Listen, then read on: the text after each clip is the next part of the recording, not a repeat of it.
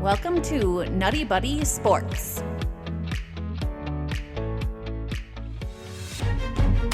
Previewing the Jacksonville Jaguars. 2 years in a row.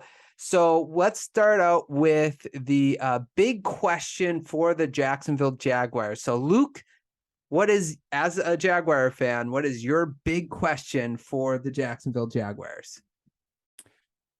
Just how much were we hindered by the worst coach in NFL history last year? just how bad was that? Like, do we have any talent? Do we actually have a lot of talent? Because you can ask yourself, if I was to pose a question to you, Ryan, you, Zach, or literally anyone about their favorite team, player, group of guys, specific moment in a game, and think about, like, we had it, except we had just such a terrible coaching decision, coaching move, and you think to yourself, we were hindered so bad by that thing that happened because of that coaching moment. That was literally every single aspect of my team last year, the entire season. It was the most incompetent coach in the history of the NFL. So the question is really, is it a complete do-over? Can you trust anything that happened last year? That's a great question. Do you have that list that you want to? This is a perfect time to read that list. If you have that list of the things you were telling us. So this is something that you guys might want to look up on your own time. This writer, hold on, let me make sure I get this guy's name. This is Jeff Kerr. Jeff Kerr did a legit timeline of everything that Urban Meyer did in Jacksonville. It is perfectly in depth. It explains everything that you would possibly be amazed by. It is this bad. On January 14th, we hired him as our head coach. Late January was the first staff meeting. In that meeting, per The Athletic, Urban Meyer said that scouts were lazy with scouts in the room. And then he also mentioned that he was unfamiliar with certain NFL players, these players being Deebo Samuel, Aaron Donald, and Jamal Adams. Jamal who? No, I just can't. Direct quote, who's this 99 guy on the Rams? Okay, this is it keeps going. It's awful. It goes, I'm going to skip down a little bit. We're going to pass over the fact that he literally signed Tim Tebow to play tight end. Mm-hmm. We're just going to skip that. We're going to skip over that. Okay. Here you go. He was fined. The Jags were fined on July 1st because we were violating the contact during off-season practices thing, the rule. Okay. Then in training camp, DJ Chark broke his finger. When did he break his finger? During these live contact drills that were not supposed to be happening, which Urban Meyer called them winner and loser days. Mm-hmm. Okay. Because winners would break the rules. Okay. Meyer wanted Chark to do extra reps after a blocking drill, which led to a broken finger that led to surgery for DJ Chark before the season.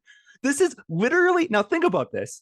This is every single day of Trevor Lawrence's NFL career has had this idiot getting him prepared. Think about that. This guy is so incompetent.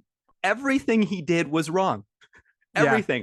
Yeah. And the big stuff that you heard about is not what's in this thing. You guys will get a kick out of this. If you have free time and you just want to see how much of a joke, we'll be here for 5 hours if I sit here and go.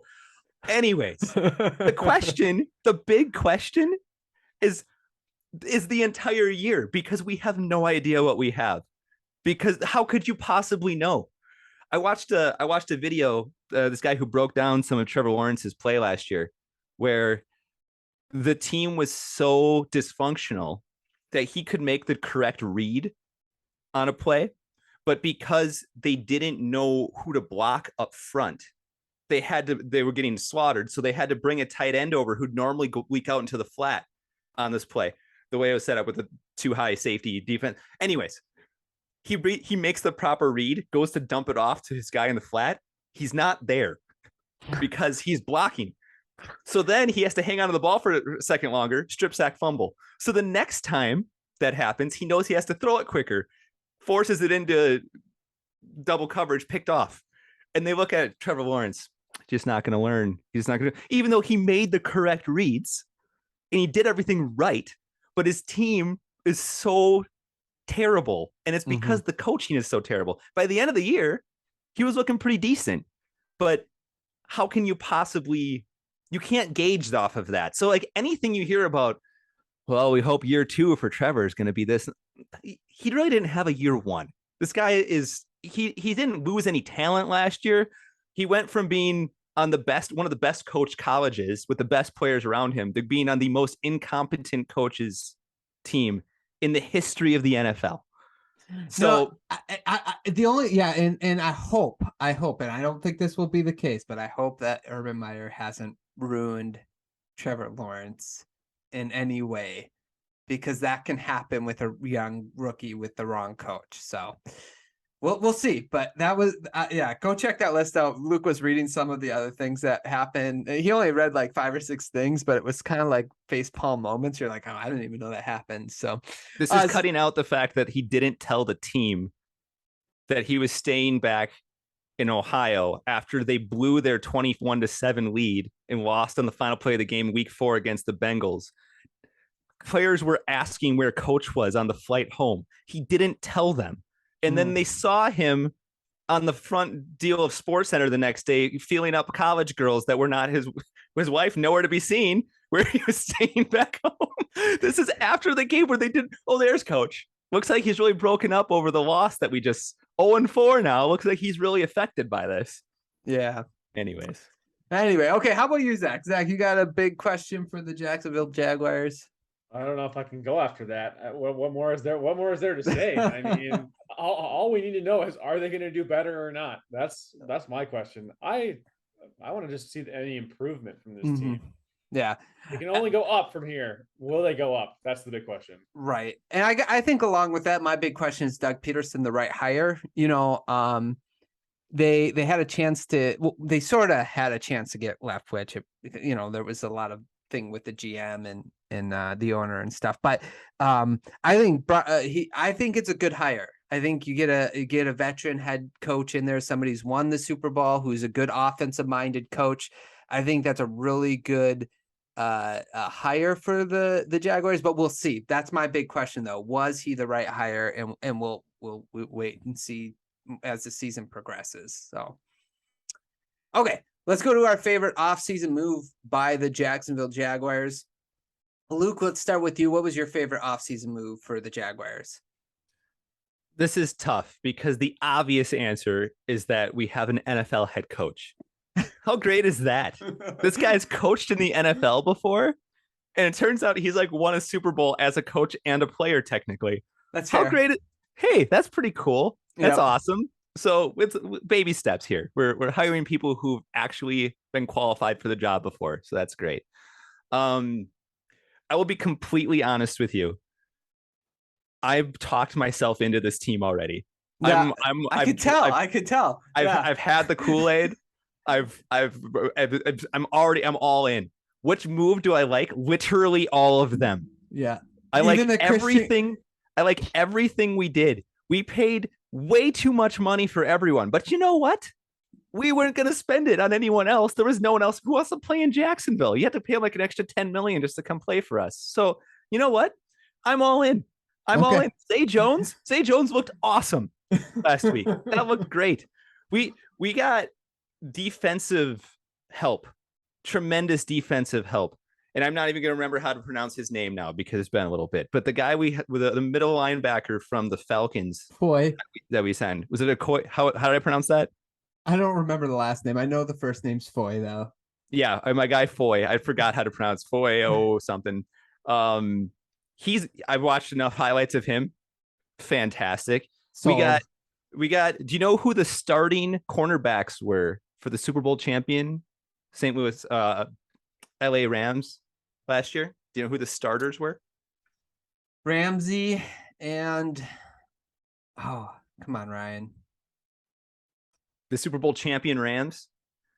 I'll help you out if you don't want to say. Who's the second one? Jag of some variety, right? Ramsey and it wasn't AJ Boye that. No. We used to have him though. It was great. Yeah, I loved him back in the day. Ramsey. I can't remember the second guy. Okay, the second guy was Darius Williams, who is now a Jacksonville Jaguar. So I already liked our corners with Griffin and Tyson Campbell. So I really like that. We drafted Trevon Walker, who looked really, I mean, look, it's drills and stuff. Who knows? In college, you wouldn't have taken him as the first guy overall, but we run a 3-4 on defense, and he fits perfectly into what we want for our defensive scheme. So that's fantastic. Josh Allen is still a beast. He's no longer the best Josh Allen in the NFL. That changed a couple years ago. Well, when they match up, though, he's the better Josh Allen. When they match up, guess who won last year? That's right. That's what I'm saying. Anyways, I really like our defense. I think that's what's going to be the big thing. Everyone's looking at how much is Doug Peterson going to change the offense? How much is Trevor Lawrence going to change from year one to year two? How much are can Christian Kirk and Zay Jones help the receiving situation? Which I actually think they can, but that's not to me, what's going to actually matter is, can we stop anyone? Because I don't have stats in front of me. You know how much research I like to do for these things. No, that's fine. That's fine. I'm guessing. I'm spitball off the top of my head. I'm guessing that we were 30th in points allowed last year. I think I'm gonna go with 30th, and then yards. I'm gonna guess we were like 28th. And I know. So what you're saying, Luke, is you had a pretty bad offense and defense and special teams. Yeah, just so you know, worst 32nd in points per game. Okay, go ahead, Luke. That's Okay. All right. Yes, we were dead last in scoring.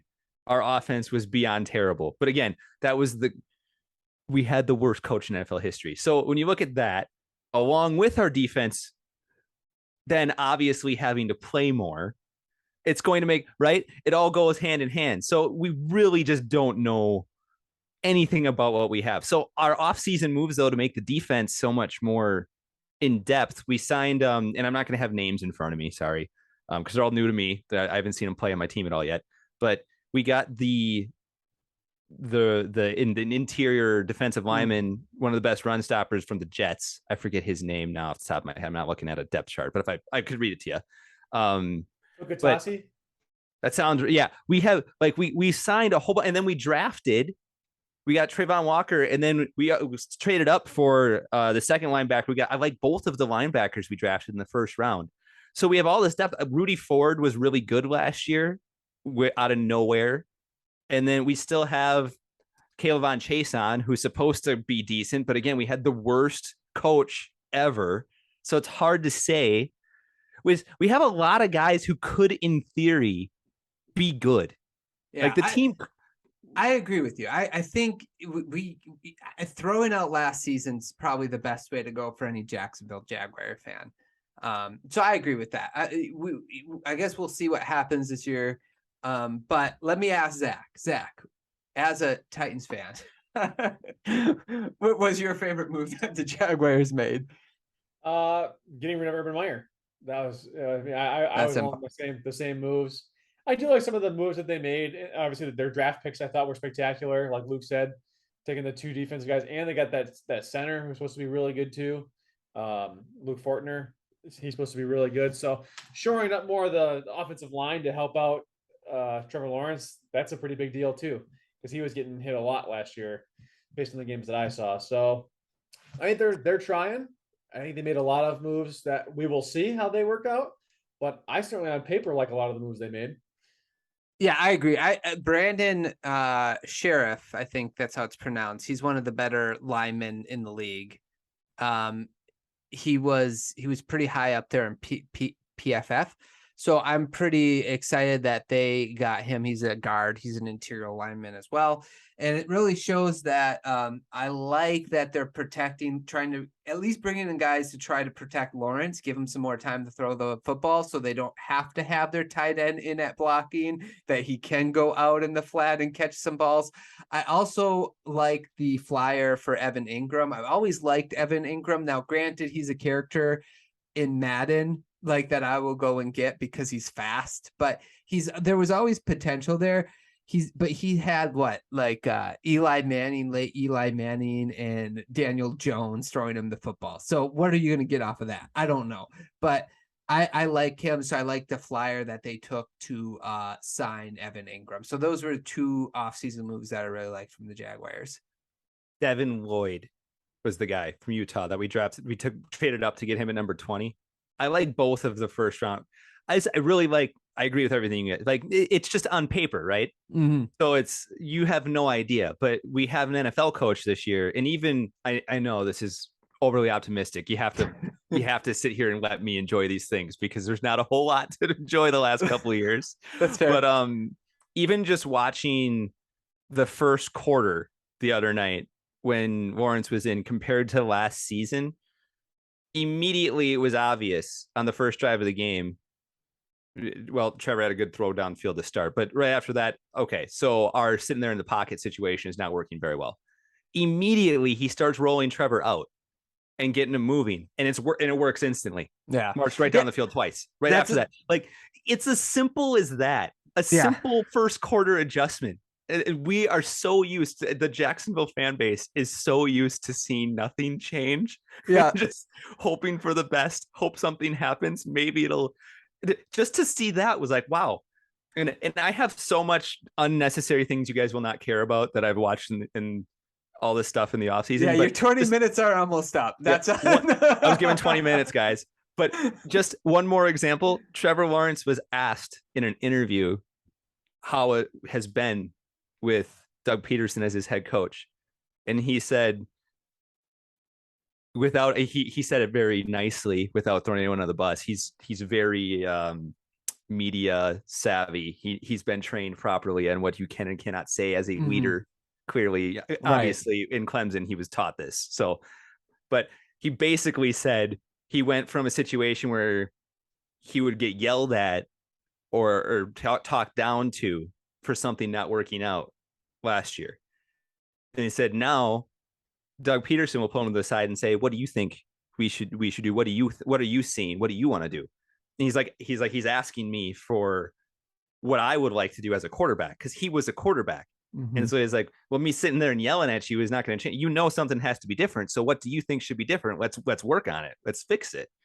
And he said, that's just, I did not, that went against everything that I had learned last year and how this works and how the way things go. So it's already just a completely different thing, which has me excited, of course, because of how terrible it went last year. It just sounds like everything is different. So, okay, so with that being said, Luke, everything's different. Is there any move that they made this offseason that you didn't like? Well, of course, you would like to not spend so much money, right? Mm-hmm. Of course. But the thing is, if you are a team like Jacksonville, no one's going to play for you unless you pay them too much money. So I didn't like that we got rid of Miles Jack. It felt wrong. He has been there through all of it. It feels like now that Trevor Lawrence could be, I mean, we got a number one pick 2 years in a row. We have all these pieces, these young guys. It feels like he should be here in case the team does miraculously get it turned around and we're good again. He deserves it. He put up with it when he never threw the team under the bus, and he always played hard, and he was a leader for everyone in a situation where there was not much leadership to be had elsewhere. So that's very disappointing. I understand why, because of all what we did with our draft picks and where we spent our money elsewhere. I get it, but it's just disappointing as a fan.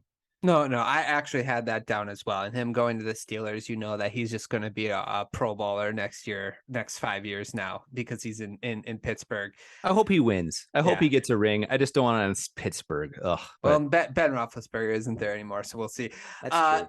Zach, your least favorite offseason move by the Jaguars? Yeah, I think my least favorite was getting rid of Urban Meyer. Wait, no, I can't have it as both. Never mind. A comedy situation disappeared, so that's fair. The drama's gone. I mean, not right. What am I going to talk about with the Jags now? I I have nothing good to say about the Jags anymore. So now that he's gone, no, I don't know this team well enough. I didn't follow them enough to really know if I have a least favorite per se. Okay. I just think overall they did a good job, at least trying to get better. I think you're right. Probably spent a little too much money, but in the end they had it. So why not? Yeah, I added though Christian Kirk's contract was kind of ridiculous. I didn't like that contract. I know. Who else are we paying, Ryan? I agree, but well, who how else about are we this? paying? What DJ Charks? How about DJ Charks, your guy? You know you want him. I letting really him like go. DJ Chark. He but signed a one year like $3 million deal with the Lions. he stopped running routes, and then he got probably hurt. because he was upset I know, with his coach. dude. I know, but I mean, it's. I don't coach disagree. Broke his finger. I also, he might have given them an ultimatum. I would refuse to play for this team. Okay, I'm with you there, but it still doesn't mean it's a good move. I'd rather have given Christian Kirk half the money to come back not Christian Kirk, DJ Chark's half the money to come back than paid Christian Kirk. He didn't really do anything in Arizona to deserve that contract. There was other wide receivers you could have given that money to, or even overspent just a little bit more to bring them into Jacksonville. But that then would be the moves that I didn't care for. So anyway, okay, let's talk about what will make the Jacksonville Jaguars season a success. Luke, 10 seconds or less. No, 30 seconds or less. Tell me what would make the Jaguars a successful season. Is already successful. We already have a different head coach. So it's okay. It already has succeeded. Not moving the team to London. That would be a success. The obvious answer is we'd like to see Trevor Lawrence look like the number one pick. That's the obvious answer, right? That's the answer I have. Trevor Lawrence progress. That's the obvious one. Yeah. So what about you, Zach? What would be a successful season in your eyes for the Jaguars? I think having a first round pick, first overall, 3 years in a row would be pretty cool. I mean, how often does that ever happen? So, I'm going to be negative Nancy here and go for 3 in a row here. Let's just keep tanking. Why not? Who's supposed to go first next year? And should I want him? It's there's 2 really good quarterbacks. So here's what would happen is if the Jaguars got the first overall pick, they could trade that pick for a bunch of other picks from somebody who actually needs a quarterback. But I think the Jaguars really want not to pick number 1. Unless if you can get the best of both worlds where Trevor Lawrence is playing a top 15 quarterback in the league this year and you still lose a bunch of games. That would be the best of both worlds because you're still showing your quarterback's really good. It's better than the alternative where your team's winning games despite your quarterback and you're is this quarterback good or not? Like the Dolphins, for instance. So anyway, but I agree with you. All right, Ryan. No, the Trevor Lawrence progress, that's so important. So any other additional questions for the Jaguars before we predict their record? Anything else? Okay. Well, I mean, I of course have a bunch, but you guys don't need to hear them. But I'll pitch you one, and then I'll leave the rest of them. Okay. James Robinson ruptured his Achilles at the end of last season, but he is running back number 1 on the depth chart and is cutting in practice, according to my inside sources. And by that, I mean simply podcasts of the local media. They say he looks really good, and they're surprised at how quickly every Achilles tear, from personal experience, I can tell you, is different and they're not enjoyable. But apparently, whatever his was, it's gotten better much quicker than one would expect. So if he is indeed good to go, the question would be, how can they is ETN good? Can they use the 2 of them to kind of create a cheap imitation version of Fred Taylor and Maurice Jones-Drew from years ago? Because that adds a whole nother element to helping Trevor Lawrence out if all of a sudden we have 2 good running backs, which is something we haven't had for years. So that's another question. Since you asked, I'll leave that be then. I have 20 more, but that's fine. No, I like that one. I think that could be a good combination, but we just haven't seen ETN play. We know if Robinson is healthy, he's going to be legit. So we know that. So what are we going to get from ETN? Can he be Jonathan Stewart, Jano Russell, Rodney Brown, Ricky Williams, like those dual running backs that you've seen, the Maurice Jones-Drew, Fred Taylor type of running back. Or who was the really good one? Who was the Chris Johnson and who's the other Titans running back? There was 2 of them, right? He was more of a thicker guy. Oh, was that McCoy, when McCoy was still there? LaShawn McCoy? No, it was Chris Johnson. Oh, I don't remember. Whatever. Eddie George. No, not Eddie George. That's going way back. Yeah. No.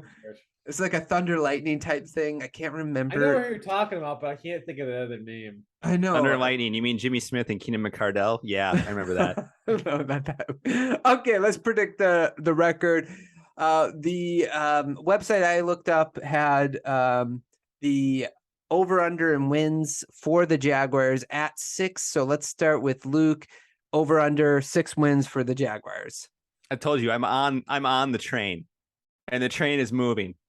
We are going 8-9 this year. Oh, We're going 8-9, and that might win the division.